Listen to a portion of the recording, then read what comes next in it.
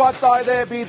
Dayanand ಅಮಾನತಿಗೆ police ಇಲಾಖೆಯಲ್ಲಿ ಬೇಸರವನ್ನ ವ್ಯಕ್ತಪಡಿಸ್ತಾ ಇದ್ದಾರೆ. ದಯಾನಂದ್ ಬೆಂಬಲಿಸಿ ಪೊಲೀಸ್ ಕಾನ್ಸ್ಟೇಬಲ್ ಪ್ರತಿಭಟನೆ ಇದು. ಅಮಾನತು ಖಂಡಿಸಿ ಪೊಲೀಸ್ ಹೆಡ್ ಕಾನ್ಸ್ಟೇಬಲ್ ಪ್ರತಿಭಟನೆ ಮಾಡ್ತಾ ಇದ್ದಾರೆ. ಯೂನಿಫಾರ್ಮ್ ನಲ್ಲೇ ಪ್ರತಿಭಟನೆ ನಡೆಸಿದ್ದಾರೆ ಪೊಲೀಸ್ ಹೆಡ್ ಕಾನ್ಸ್ಟೇಬಲ್ ಅವರು. ನೋಡಿ ಯಾವ ರೀತಿಯಾಗಿ ಪ್ರೀತಿ ವಾತ್ಸಲ್ಯ ಎಲ್ಲ ಇದೆ. ಅವರೊಂದು ಜೆನ್ಯೂನ್ ಆಗಿ ಕೆಲಸ ಮಾಡಿದ್ರು, ಒಂದು ಒಳ್ಳೆ ವರ್ಕ್ ಮಾಡಿದ್ರು. ಅಂಥವ್ರನ್ನ ಯಾಕೆ ನೀವು ಹೆಗ್ದಾಕಿದ್ರಿ, ಅಮಾನತು ಮಾಡಿದ್ರಿ ಅಂತ ದಯಾನಂದ್ ಬೆಂಬಲಿಸಿ ಪೊಲೀಸ್ ಕಾನ್ಸ್ಟೇಬಲ್ಗಳು ಪ್ರತಿಭಟನೆಯನ್ನ ಮಾಡ್ತಾ ಇದ್ದಾರೆ. ಬಹಳ ಪ್ರಮುಖವಾಗಿ ಯೂನಿಫಾರ್ಮ್ ಅಲ್ಲೇ ಪ್ರತಿಭಟನೆಯನ್ನ ನಡೆಸ್ತಾ ಇದ್ದಾರೆ. ದಯಾನಂದ್ ಅವರನ್ನ ಬೆಂಬಲಿಸಿ ಪ್ರತಿಭಟನೆ ನಡೆಸ್ತಾ ಇರುವಂತದ್ದು. ಅಮಾನತನ್ನ ಖಂಡಿಸಿ ವಾಪಸ್ ತೆಗೆದುಕೊಳ್ಬೇಕು, ದಯಾನಂದ್ ಅವರನ್ನ ಮತ್ತೆ ಬೆಂಗಳೂರು ಕಮಿಷನರ್ ಆಗಿ ಮಾಡಬೇಕು ಅಂತ ಯೂನಿಫಾರ್ಮ್ ನಲ್ಲೇ ಪ್ರತಿಭಟನೆಯನ್ನ ನಡೆಸ್ತಾ ಇದ್ದಾರೆ.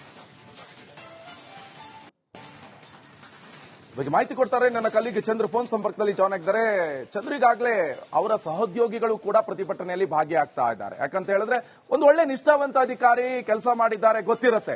ಯಾವುದೋ ರಾಜಕಾರಣಿಗಳಿಗೆ ಗೊತ್ತಿರೋಕ್ಕಿಂತ ಜಾಸ್ತಿ ಅವರ ಸಹೋದ್ಯೋಗಿಗಳಿಗೆ ಗೊತ್ತಿರುತ್ತೆ, ಅವ್ರ ಜೊತೆ ಕೆಲಸ ಮಾಡಿದವರಿಗೆ ಗೊತ್ತಿರುತ್ತೆ. ಸದ್ಯ ಏನ್ ಈ ಪ್ರತಿಭಟನೆ ಅವರ ಬೇಡಿಕೆ ಏನು, ಏನ್ ಹೇಳ್ತಿದ್ದಾರೆ?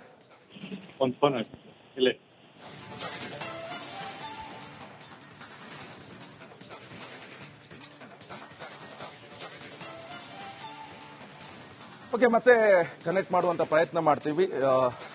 ಈಗಾಗಲೇ ಗಮನಿಸ್ತಾ ಇರಬಹುದು ಯಾವ ರೀತಿಯಾಗಿ ಪ್ರತಿಭಟನೆ ಆಗ್ತಾ ಇದೆ ಅಂತ. ಒಂದ್ ಕಡೆಯಲ್ಲಿ ವಿರೋಧ ಪಕ್ಷದ ನಾಯಕರು ಕೂಡ ಅದನ್ನೇ ಕೇಳ್ತಾ ಇದ್ದಾರೆ. ಯಾಕೆ ನೀವು ಸುಮ್ಮನೆ ಪೊಲೀಸ್ ಅಧಿಕಾರಿಗಳನ್ನ ನೀವು ಅಮಾನತು ಮಾಡ್ತೀರಿ, ನಿಮ್ಮ ತಪ್ಪನ್ನ ಸೈಡಿಗೆ ಇಟ್ಬಿಟ್ಟು ಪೊಲೀಸ್ ಇಲಾಖೆ ಅಧಿಕಾರಿಗಳನ್ನ ಯಾಕೆ ಈಗಾಗಲೇ ನೀವು ಅಮಾನತು ಮಾಡ್ತೀವಿ ಅಂತ. ಮತ್ತೆ ಕನೆಕ್ಟ್ ಆಗಿದ್ದಾರೆ ನನ್ನ ಕಲೀಗ್ ಚಂದ್ರು, ಏನ್ ಹೇಳ್ತೀರಾ ಇದ್ರ ಬಗ್ಗೆ? ಎಲ್ಲೊಂದ್ ಕಡೆ ಸರ್ಕಾರ ತನ್ನ ತಪ್ಪನ್ನ ಮುಚ್ಕೊಳ್ಳೋದಕ್ಕೆ ಪೊಲೀಸರನ್ನ ಹೊಣೆಯಾಗಿ ಮಾಡ್ತಾ ಅನ್ನುವಂಥದ್ದು ಬಹಳ ಚರ್ಚೆಯ ವಿಚಾರವಾಗಿರ್ತಕ್ಕಂಥದ್ದು. ಈಗಾಗಲೇ 5 ಬೆಂಗಳೂರು ಪೊಲೀಸ್ ಆಯುಕ್ತರಾದಂತ ದಯಾನಂದ್ ಸೇರಿದಂತೆ 5 ಅಧಿಕಾರಿಗಳ ಒಂದು ಅಮಾನತನ್ನ ಮಾಡಿರ್ತಕ್ಕಂಥದ್ದು. ಇದೇ ವಿಚಾರಕ್ಕೆ ಸಂಬಂಧಪಟ್ಟಂತೆ ಈಗಾಗಲೇ ಪೊಲೀಸರು ಕೂಡ ಅಸಮಾಧಾನ ಇದೆ. ಯಾರದ್ದೋ ತಪ್ಪಿಗೆ ಇನ್ಯಾರನ್ನ ಹೊಣೆ ಮಾಡುವಂತದ್ದು ಎಷ್ಟರ ಮಟ್ಟಿಗೆ ಸರಿ ಅನ್ನೋಂಥದ್ದು. ಇದೇ ವಿಚಾರಕ್ಕೆ ಸಂಬಂಧಪಟ್ಟಂತೆ ಮಡಿವಾಳ ಪೊಲೀಸ್ ಸ್ಟೇಷನ್ ನ ಹೆಡ್ ಕಾನ್ಸ್ಟೇಬಲ್ ನರಸಿಂಹರಾಜು ಅನ್ನೋರು ಇವತ್ತು ಕೈಗೆ ಯೂನಿಫಾರ್ಮ್ ನಲ್ಲೇ ಇವತ್ತು ಪ್ರತಿಭಟನೆಯನ್ನ ಮಾಡಿರ್ತಕ್ಕಂಥದ್ದು. ಪ್ರಮುಖವಾಗಿ ಯೂನಿಫಾರ್ಮ್ ನಲ್ಲೇ ಕಪ್ಪು ಪಟ್ಟಿಯನ್ನ ಧರಿಸೋದ್ರ ಜೊತೆಯಲ್ಲಿ ಅಂಬೇಡ್ಕರ್ ಫೋಟೋವನ್ನ ತಂದಿರ್ತಕ್ಕಂಥದ್ದು. ನ್ಯಾಯ ಎಲ್ಲಿದೆ ಮತ್ತು ಸಂವಿಧಾನ ಕೊಟ್ಟಿರ್ತಕ್ಕಂಥ ಒಂದು ಅಡಿಯಲ್ಲಿ ಯಾವ ರೀತಿಯಾದಂತ ನಿರ್ಧಾರವನ್ನು ತೆಗೆದುಕೊಳ್ಳ ಅನ್ನುವಂತ ವಿಚಾರ ಇಟ್ಕೊಂಡು ಈಗ ಪ್ರತಿಭಟನೆಯನ್ನ ಮಾಡಿರ್ತಕ್ಕಂಥದ್ದು. ವಿಧಾನಸೌಧದಿಂದ ರಾಜಭವನದವರೆಗೂ ಕೂಡ ಅಂಬೇಡ್ಕರ್ ಫೋಟೋವನ್ನ ಹಿಡಿದು ಪ್ರತಿಭಟನೆಯನ್ನ ಮಾಡಿರ್ತಕ್ಕಂಥದ್ದು ಪ್ರಮುಖವಾದಂತ ವಿಚಾರ. ಜೊತೆಗೆ ಯಾವಾಗ ರಾಜಭವನ ಮುಂದೆ ಪ್ರತಿಭಟನೆಯನ್ನ ಮಾಡೋದಕ್ಕೆ ಮುಂದಾಗ್ತಾರೆ, ಈ ಸಂದರ್ಭದಲ್ಲಿ ವಿಧಾನಸೌಧ ಪೊಲೀಸರು ವಶಕ್ಕೆ ಪಡೆದು ಈಗಾಗಲೇ ಅವ್ರನ್ನ ವಿಚಾರಣೆಯನ್ನ ಮಾಡ್ತಿರ್ತಕ್ಕಂಥದ್ದು. ಈ ಸರ್ಕಾರದ ನಡೆ ಸರಿಯಲ್ಲ ಅನ್ನುವಂತ ಮಾತನ್ನ ಅವರು ಉಲ್ಲೇಖವನ್ನ ಮಾಡ್ತಾ ಇರ್ತಕ್ಕಂಥದ್ದು.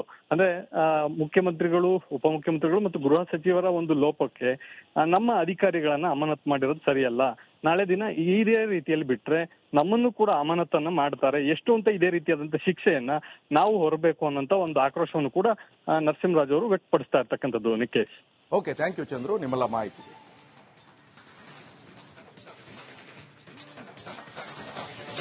ಸುದ್ದಿವಾಗ್ತಾ ಇದೆ. ದಯಾನಂದ್ ಅಮಾನತಿಗೆ ಪೊಲೀಸ್ ಇಲಾಖೆಯಲ್ಲಿ ಬೇಸರವನ್ನ ವ್ಯಕ್ತಪಡಿಸ್ತಾ ಇದ್ದಾರೆ. ದಯಾನಂದ್ ಬೆಂಬಲಿಸಿ ಪೊಲೀಸ್ ಕಾನ್ಸ್ಟೇಬಲ್ ಪ್ರತಿಭಟನೆ ಇದು. ಅಮಾನತು ಖಂಡಿಸಿ ಪೊಲೀಸ್ ಹೆಡ್ ಕಾನ್ಸ್ಟೇಬಲ್ ಪ್ರತಿಭಟನೆ ಮಾಡ್ತಾ ಇದ್ದಾರೆ. ಯೂನಿಫಾರ್ಮ್ ನಲ್ಲೇ ಪ್ರತಿಭಟನೆ ನಡೆಸಿದ್ದಾರೆ ಪೊಲೀಸ್ ಹೆಡ್ ಕಾನ್ಸ್ಟೇಬಲ್ ಅವರು. ನೋಡಿ ಯಾವ ರೀತಿಯಾಗಿ ಪ್ರೀತಿ ವಾತ್ಸಲ್ಯ ಎಲ್ಲ ಇದೆ. ಅವರೊಂದು ಜೆನ್ಯೂನ್ ಆಗಿ ಕೆಲಸ ಮಾಡಿದ್ರು, ಒಂದು ಒಳ್ಳೆ ವರ್ಕ್ ಮಾಡಿದ್ರು. ಅಂಥವ್ರನ್ನ ಯಾಕೆ ನೀವು ಹೆಗ್ದಾಕಿದ್ರಿ, ಅಮಾನತು ಮಾಡಿದ್ರಿ ಅಂತ ದಯಾನಂದ್ ಬೆಂಬಲಿಸಿ ಪೊಲೀಸ್ ಕಾನ್ಸ್ಟೇಬಲ್ಗಳು ಪ್ರತಿಭಟನೆಯನ್ನ ಮಾಡ್ತಾ ಇದ್ದಾರೆ. ಬಹಳ ಪ್ರಮುಖವಾಗಿ ಯೂನಿಫಾರ್ಮ್ ಅಲ್ಲೇ ಪ್ರತಿಭಟನೆಯನ್ನ ನಡೆಸ್ತಾ ಇದ್ದಾರೆ. ದಯಾನಂದ್ ಅವರನ್ನ ಬೆಂಬಲಿಸಿ ಪ್ರತಿಭಟನೆ ನಡೆಸ್ತಾ ಇರುವಂತದ್ದು. ಅಮಾನತನ್ನ ಖಂಡಿಸಿ ವಾಪಸ್ ತೆಗೆದುಕೊಳ್ಬೇಕು, ದಯಾನಂದ್ ಅವರನ್ನ ಮತ್ತೆ ಬೆಂಗಳೂರು ಕಮಿಷನರ್ ಆಗಿ ಮಾಡಬೇಕು ಅಂತ ಯೂನಿಫಾರ್ಮ್ ನಲ್ಲೇ ಪ್ರತಿಭಟನೆಯನ್ನ ನಡೆಸ್ತಾ ಇದ್ದಾರೆ. ಬಗ್ಗೆ ಮಾಹಿತಿ ಕೊಡ್ತಾರೆ ನನ್ನ ಕಲೀಗ್ ಚಂದ್ರ ಫೋನ್ ಸಂಪರ್ಕದಲ್ಲಿ ಜಾಯ್ನ್ ಆಗಿದ್ದಾರೆ. ಚಂದ್ರ, ಈಗಾಗಲೇ ಅವರ ಸಹೋದ್ಯೋಗಿಗಳು ಕೂಡ ಪ್ರತಿಭಟನೆಯಲ್ಲಿ ಭಾಗಿಯಾಗ್ತಾ ಇದ್ದಾರೆ. ಯಾಕಂತ ಹೇಳಿದ್ರೆ ಒಂದು ಒಳ್ಳೆ ನಿಷ್ಠಾವಂತ ಅಧಿಕಾರಿ ಕೆಲಸ ಮಾಡಿದ್ದಾರೆ ಗೊತ್ತಿರುತ್ತೆ. ಯಾವುದೋ ರಾಜಕಾರಣಿಗಳಿಗೆ ಗೊತ್ತಿರೋಕ್ಕಿಂತ ಜಾಸ್ತಿ ಅವರ ಸಹೋದ್ಯೋಗಿಗಳಿಗೆ ಗೊತ್ತಿರುತ್ತೆ, ಅವ್ರ ಜೊತೆ ಕೆಲಸ ಮಾಡಿದವರಿಗೆ ಗೊತ್ತಿರುತ್ತೆ. ಸದ್ಯ ಏನ್ ಈ ಪ್ರತಿಭಟನೆ ಅವರ ಬೇಡಿಕೆ ಏನು, ಏನ್ ಹೇಳ್ತಿದ್ದಾರೆ?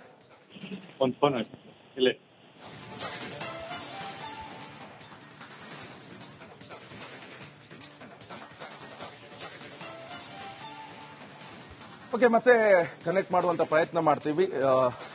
ಈಗಾಗಲೇ ಗಮನಿಸ್ತಾ ಇರಬಹುದು ಯಾವ ರೀತಿಯಾಗಿ ಪ್ರತಿಭಟನೆ ಆಗ್ತಾ ಇದೆ ಅಂತ. ಒಂದ್ ಕಡೆಯಲ್ಲಿ ವಿರೋಧ ಪಕ್ಷದ ನಾಯಕರು ಕೂಡ ಅದನ್ನೇ ಕೇಳ್ತಾ ಇದ್ದಾರೆ.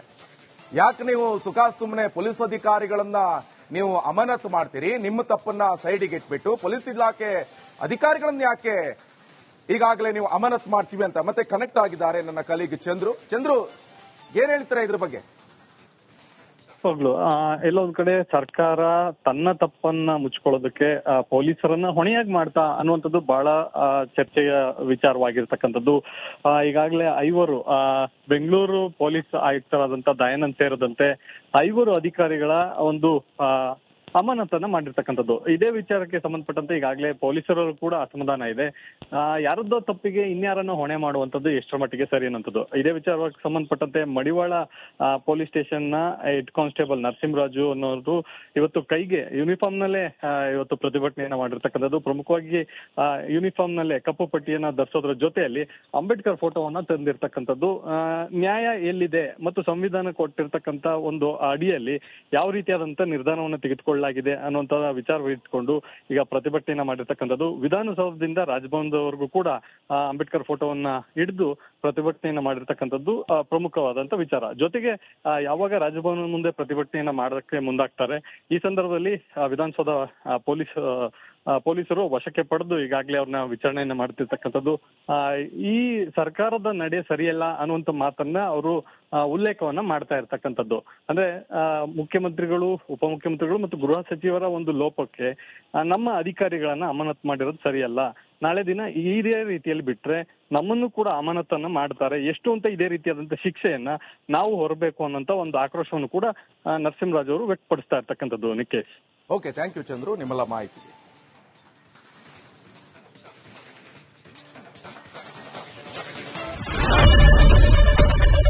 ಏನ್ ಪ್ರಾಬ್ಲಮ್ ಇಲ್ಲ ಏರಿಯಾದಲ್ಲಿ? ಏನ್ ಪ್ರಾಬ್ಲಮ್? ಏನ್ ನಿಮ್ ಪ್ರಾಬ್ಲಮ್? ಏನೆಲ್ಲ ಪ್ರಾಬ್ಲಮ್ ಆಯ್ತಿಲ್ಲ ಹೇಳಿ. ಏನ್ರಿ ನಿಮ್ ಪ್ರಾಬ್ಲಮ್? ಏನ್ ನಿಮ್ ಪ್ರಾಬ್ಲಮ್ ಅಂತ ಹೇಳಿ. ಯಾರಪ್ಪ ನಗರಕ್ಕೆ? ಗಾಂಧಿನಗರ, ದಾಸರಹಳ್ಳಿ, ರಾಜರಾಜೇಶ್ವರಿ ನಗರ, ಚಾಮರಾಜಪೇಟೆ, ಹುಬ್ಬಳ್ಳಿ, ಚನ್ನಮರುತ್ತದ, ಮೈಸೂರಿಗೆ ಬಂದಿರೋದು. ಬ್ಯಾಡಗಿ ತಾಲೂಕಿಗೆ ನಾವು ಬಂದಿವ್ರಿ. ಸರ್ ಹೇಳಿ ಸರ್, ಏನ್ ಪ್ರಾಬ್ಲಮ್? ನಿಮ್ ಎಮ್ಎಲ್ಎ ಹೆಂಗೆ? ಏನೆಲ್ಲ ಸಮಸ್ಯೆಗಳು? ಏನ್ ಕಥೆಯಲ್ಲಿ ಬಂತ? ಯಾವಪ್ಪ ಯಾವುದು ಬಂದಿಲ್ಲ. 2 months ಇಂದ ನೀರಿಲ್ಲ. ಟ್ಯಾಂಕರ್ ಬರ್ಬೇಕಾದ್ರೆ ರೋಡ್ ಸರಿ ಇಲ್ಲ. ಯಾರತ್ರ ಹೋಗಿ ಹೇಳೋದಕ್ಕೆ ನಮ್ಗೆ ಯಾರು ಇಲ್ಲ. ಇಲ್ಲಿ ಕಿತ್ತೋದ್ರೆ ಏನ್ ಅಲ್ಲ ಹಾಳಾಗೋದ್ರು ಇದು ಯಾರು ನೋಡರೇ ಗತಿ ಇಲ್ಲ. ನಾವಿದ್ದೀವಿ ಅಂತಾರೆ. ಇವಾಗ ಯಾರ ಎಮ್ಎಲ್ಎ ಮಗ ಒಂದ್ ದಿವಸನೂ ಬಂದಿಲ್ಲ. ಫುಲ್ ಸ್ಟ್ಯಾಂಡರ್ಡ್ ಲಕ್ಸುರಿಯಸ್ ಬೆಡ್ರೂಮ್ ಐತ್ರಿ ಅದು. Taj West End, Radisson Blu. ನಿಮ್ದು ಮೀಟಿಂಗ್ ಇಲ್ಲಿ ಮಾಡ್ರಿ. ಇಷ್ಟು ವರ್ಷ ಆಯ್ತು, ಇದಕ್ಕೆಲ್ಲ ಯಾರು ಸರ್ ಜವಾಬ್ದಾರಿ?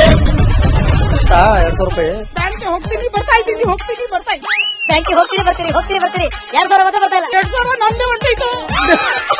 ನಿಲ್ ಮೇಲೆ ಭಾರಿ ಐಟ್ ಅದು ಮಾರ. ಮೇಡಮ್ ಕಣ್ರಿ ಸರ್, ರಾತ್ರಿ 1 ಗಂಟೆವರೆಗೂ ಎಣ್ಣೆ ಅಂಗಡಿ ತೆಗಿಬೇಕಾದ್ರೆ ಬೆಳಗ್ಗೆ 4 ಗಂಟೆವರೆಗೂ ತೆಗಿಬೋದಲ್ಲ. ಮಗನೂ ನೋಡಲ್ಲ, ಯಾರು ನೋಡಲ್ಲ. ನಾನು ಒಬ್ಬಳು ನೋಡ್ಕೊಂತೀರಜ್ಜ. ನಮ್ಮ ಮಕ್ಕಳಿಗೆ ಅಮ್ಮ ಅಪ್ಪ ಇಲ್ಲ, ಅವರು ನೋಡಿ ಬರ್ತಾ ಇದೀವಿ. ದೇವ್ರು ಬಿಟ್ಟಂಗೆ ಆಗುತ್ತೆ.